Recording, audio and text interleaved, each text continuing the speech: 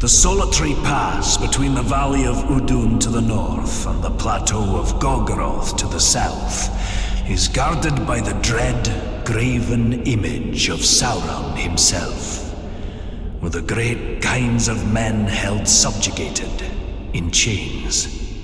The rock and steel of this visage inspires no deference in me for the craftsmanship or stonework. And by my beard, I am thankful this is the closest I'll ever come to seeing the Dark Lord. The shadows grow long this evening. I will write no more.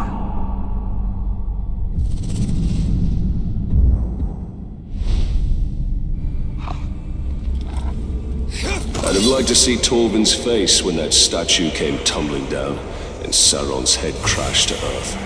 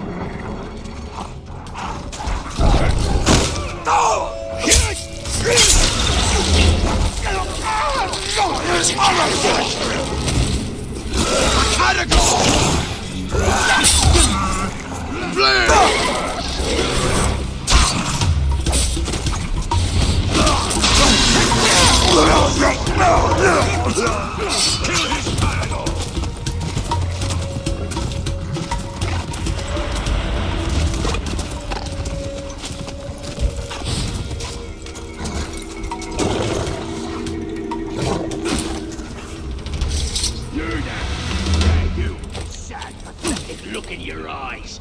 You gonna cry, huh? I'll give you something to cry about soon enough.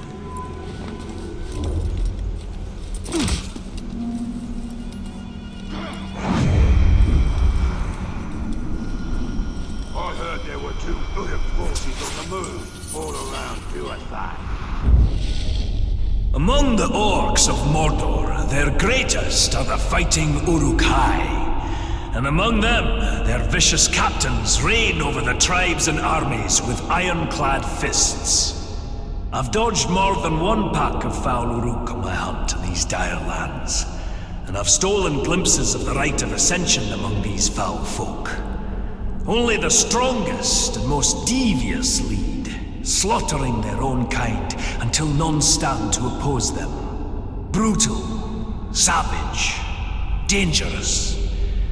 And they don't smell very sweet either.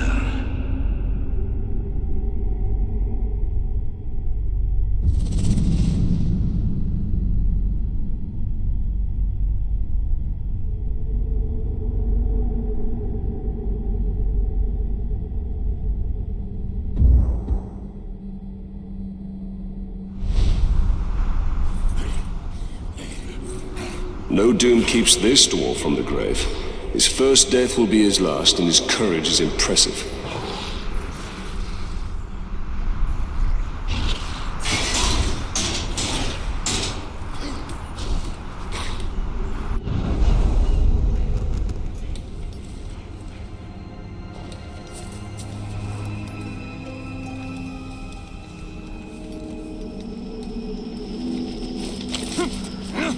Must be a lot of work being a wolf. All them orders to dish out and all the devil to worry about how to stop the ranger.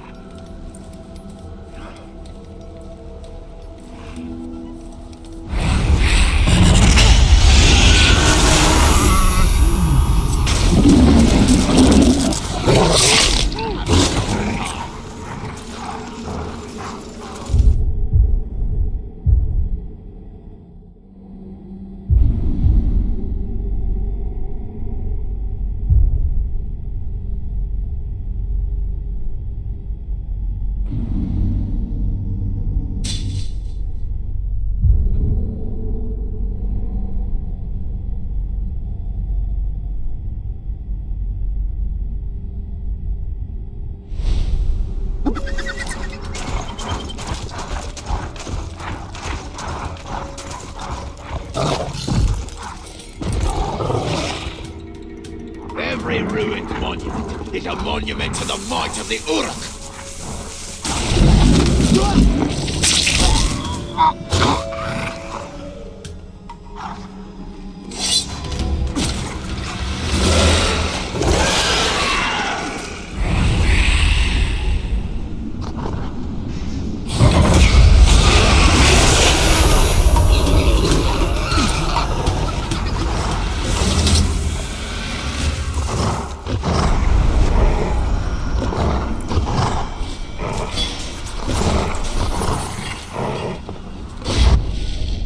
Mordor is in no short supply of terrible tales, and few more dreadful than the Black Captains of Sauron. I have never laid eyes on them myself, but their descriptions to me are the stuff of nightmares.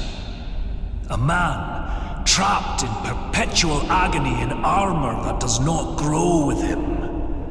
Another cursed for picking up the mace of Sauron after battle. And the mightiest among them, the Black Hand, is not spoken of in passing in these lands. May my beard grow ever longer ere I cross paths with these villains. I'll stick to hunting fairer game.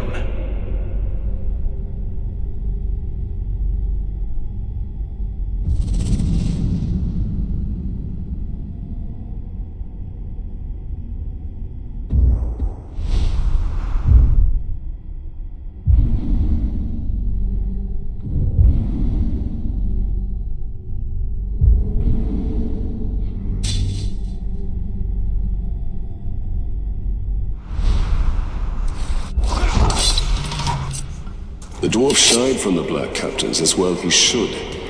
Only the Black Hand remains now, and I will finish him.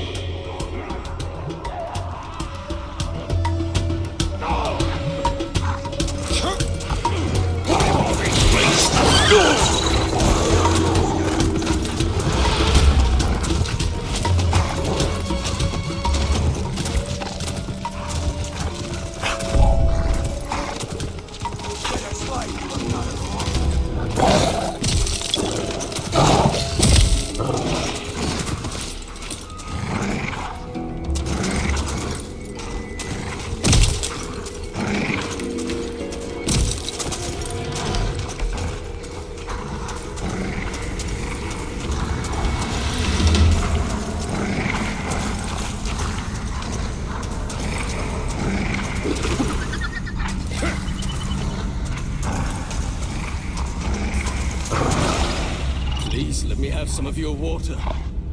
All right. But you should learn to rest.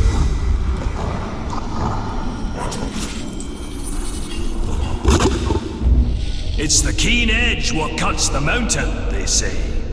But after days of hacking through Uruk heavy plate and Karagor hide, these blades aren't going to sharpen themselves.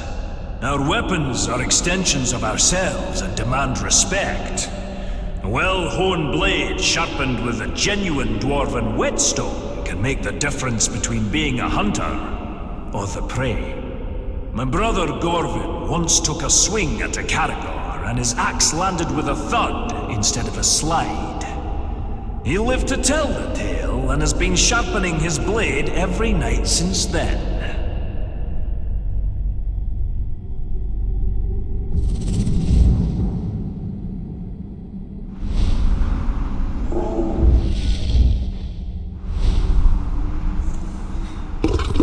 There is little more satisfying than a sharp blade removing the head of an orc.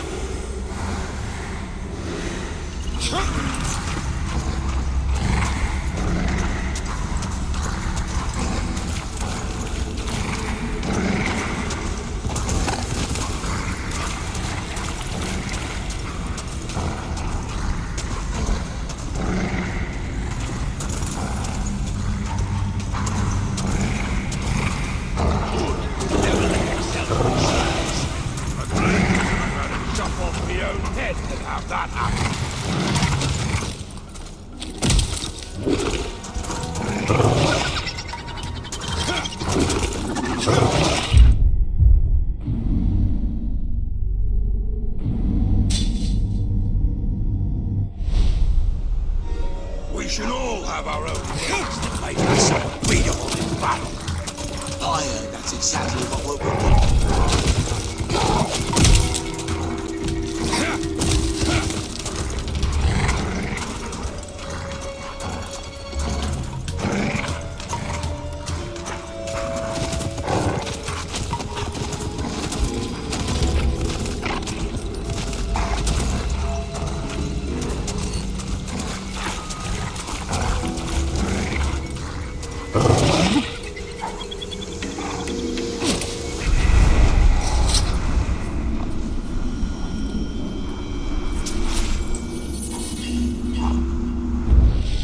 You'd think the sight of a lone peak in the countryside would bring cheer to a dwarf's heart. But alas, that is not so here. Orodruin, the mountain of fire. This volcano stands alone on the plateau of Gorgoroth, but the whole of Mordor seems to dwell in its shadow. It's said Sauron chose this land for his domain because of that mountain. And I hope it suits him. Even dormant, anyone unlucky enough to travel these lands has that hill to thank for choking this acrid air, filling our lungs with ash and our hearts with dread.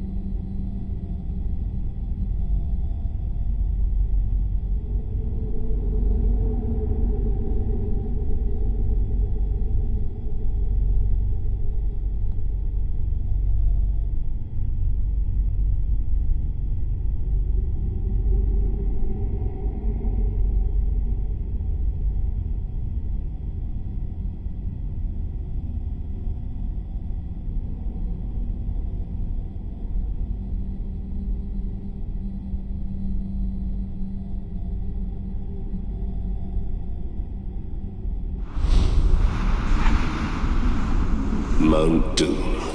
How long before it erupts once more and spreads its darkness over Mordor?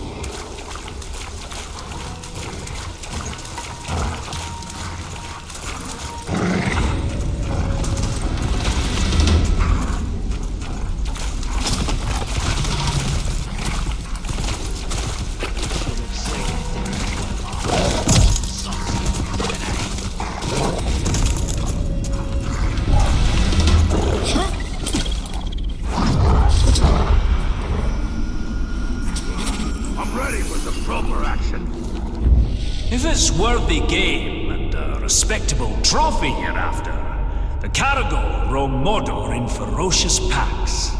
Quick on their feet and strong to boot, be wary. Their claws are sharper than steel, and I've seen them crush rock-hard orc skulls like eggs in their jaws. Even wargs and lions give them wide berth.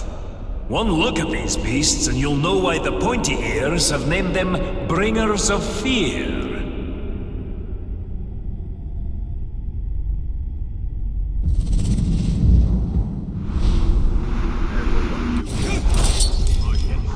First the...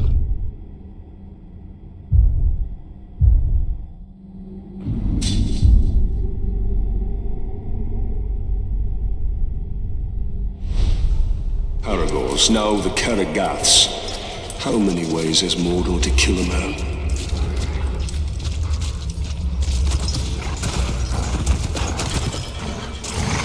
What we need is a bit of pit fun with a couple of...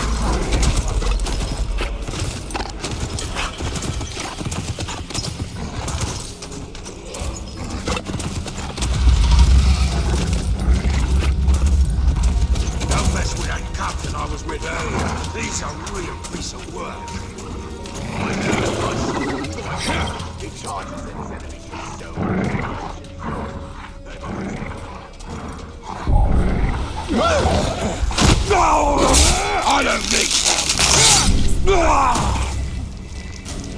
Many thanks, stranger.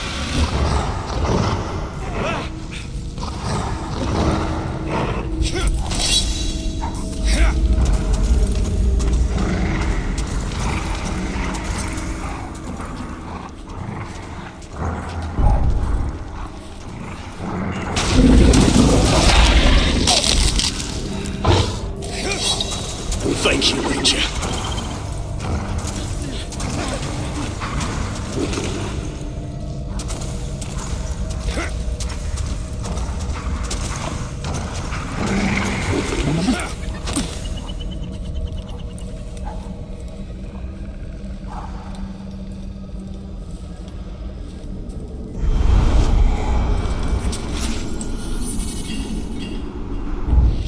Slow-moving, but nigh unstoppable, these great beasts appear to be distant cousins of the six-tusked Mumakil. Even a great hunter like myself has never brought down one of these beasts as a trophy. But they're not difficult to track. The very earth shakes under their thundering feet. It's wise to keep on your toes when you're around them so you don't end up underneath theirs. I've seen them rampage and crush orc, troll, and man alike into jelly.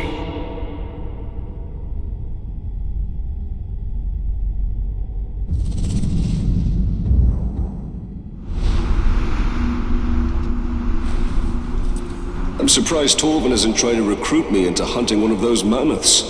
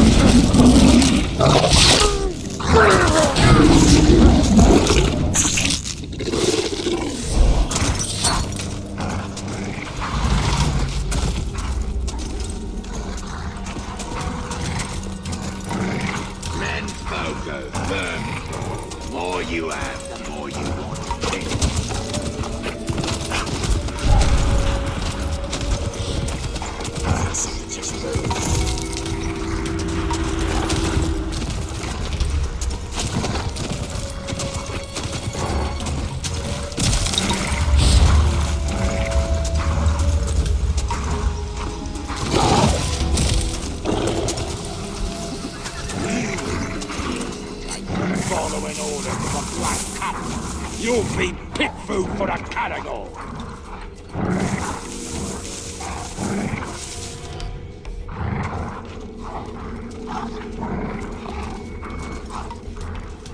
We're in good hands.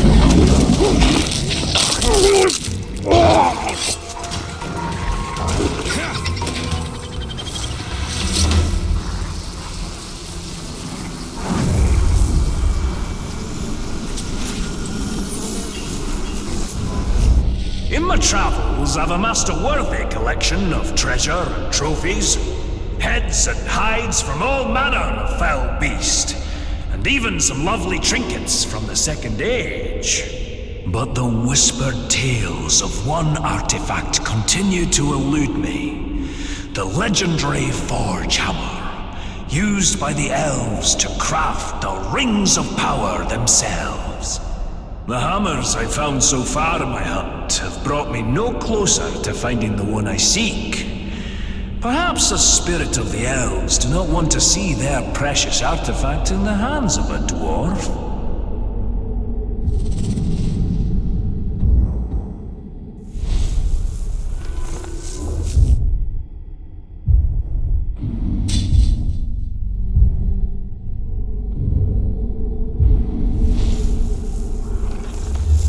Torvin will never understand how closely this hammer is bound to our fate, and that of all Middle-earth.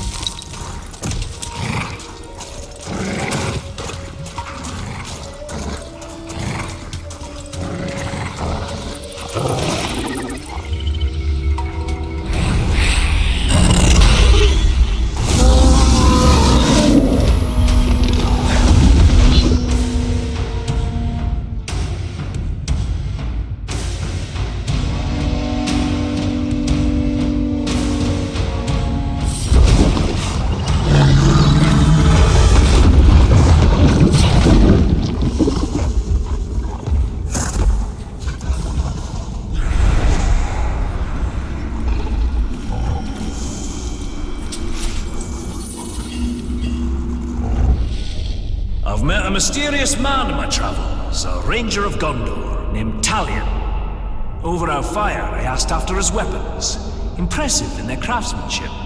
A handsome blade, Orphael, has been at his side since his days stationed at the Black Gate, defending the borders of Gondor. But his dagger, Ahar, carries a sad tale. It too was once a mighty sword, carried by his murdered son, broken the night he died. Talion tells me Ahar means vengeance, and I have a feeling the blade will fulfill the meaning of its name.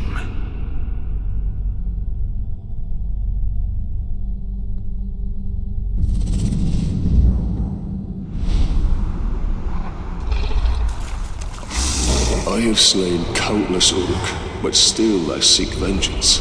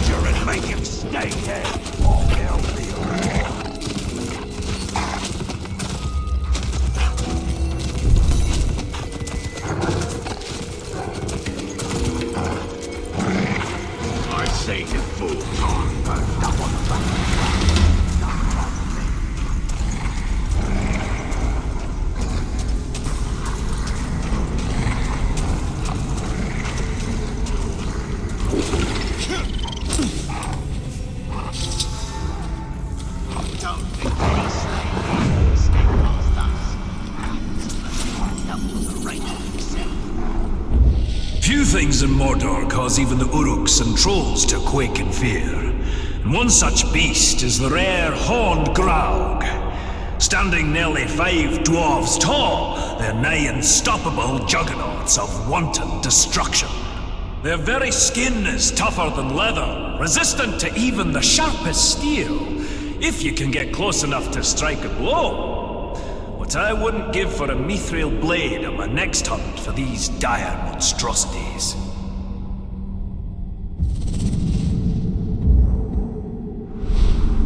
We best kill some in case he's planning on helping. I wonder what the dwarf is obsessed over, now that his hated Graug is slain.